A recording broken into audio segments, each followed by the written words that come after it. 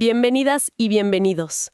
Hoy vamos a meternos de lleno en los números de Invercap S.A. y sus filiales.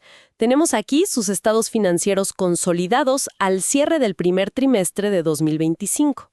La idea es, desglosar un poco qué nos dicen estas cifras sobre cómo les fue en este inicio de año. Exacto.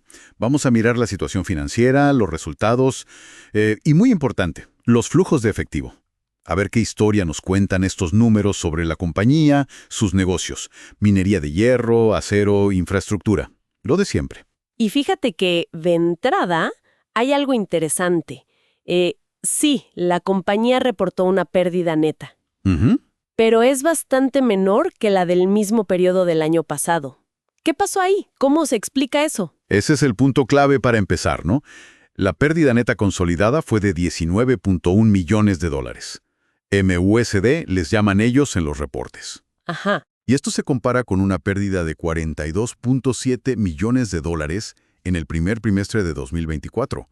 O sea, una mejora importante. De esta pérdida de ahora, 7.6 millones corresponden directamente a los propietarios de Invercap. Vale, una reducción significativa sin duda, pero a ver si entiendo. ¿Cómo se llega a eso si vemos que los ingresos de hecho subieron? Pasaron de unos 400 millones a $432 millones. Uno pensaría, más ventas, mejor resultado. ¿No?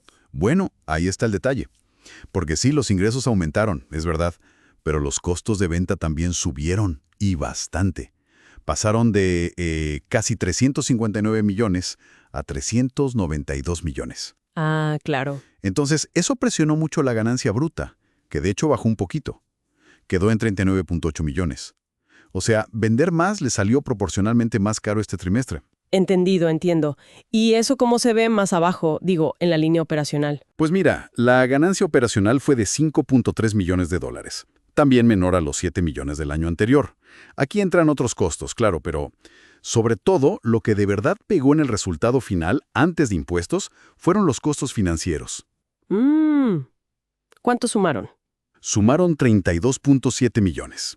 Es un monto, considerable. Y eso llevó a que la pérdida antes de impuestos fuera de 26.2 millones. Entonces, el costo del dinero, del financiamiento, parece que pesa bastante en la estructura de Invercap. Se nota esa tensión en el balance general. ¿Qué nos dice la foto patrimonial? Buena pregunta. Si miramos esa foto, vemos que los activos totales bajaron un poquito, a $7.098 millones, comparado con fines de 2024. Mientras que los pasivos totales, por otro lado, aumentaron.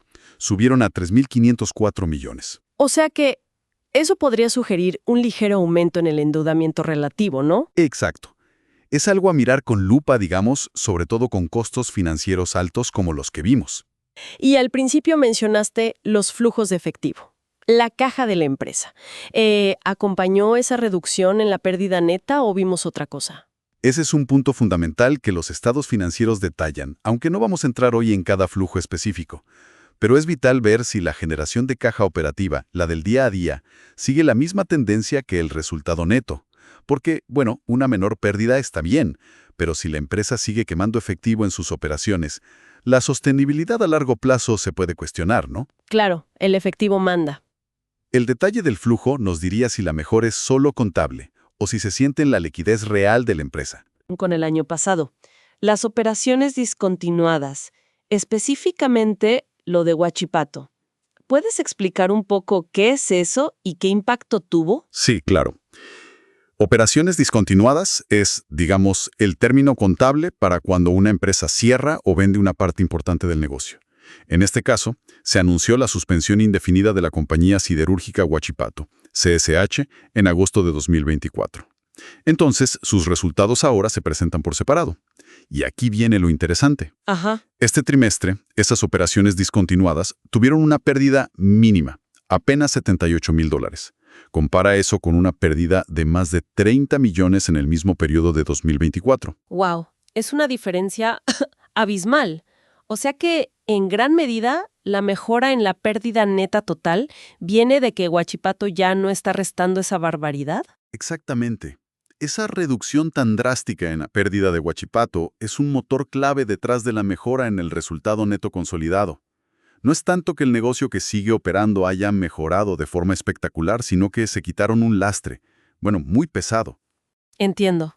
Y hay que recordar también que estos informes siguen las normas internacionales de información financiera, las NIF, y eso implica muchas estimaciones contables importantes. Vida útil de reservas mineras, posible deterioro de activos, provisiones. Todo eso afecta a los números finales, claro. Bien, entonces, resumiendo un poco, Invercap muestra una pérdida menor en este primer trimestre de 2025, principalmente porque el agujero negro de Huachipato, al menos en los libros, casi desapareció. Los ingresos subieron, sí, pero los costos también, y eso apretó los márgenes. Y los costos financieros siguen siendo un tema pesado. La situación de Huachipato es, como decías, un factor central aquí. Definitivamente. Y mirando hacia adelante, pues será crucial ver cómo Invercap maneja sus riesgos financieros, las tasas de interés, el riesgo de crédito, todo eso que detallan en las notas a los estados financieros. Y, por supuesto, cómo evolucionan sus negocios principales, ahora que Huachipato está, digamos, contablemente más acotado. Y para cerrar, queda una pregunta ahí flotando, ¿no? Exacto. Justo en abril de 2025, después de cerrar este trimestre, constituyeron una nueva filial. Puertos Multipropósito S.p.A. Entonces, la pregunta es, ¿qué rol estratégico va a jugar esta nueva pieza en el futuro del grupo Invercap? ¿Será un nuevo motor de crecimiento? ¿Una diversificación necesaria? Es algo que, habrá que seguir muy de cerca para entender hacia dónde va la compañía.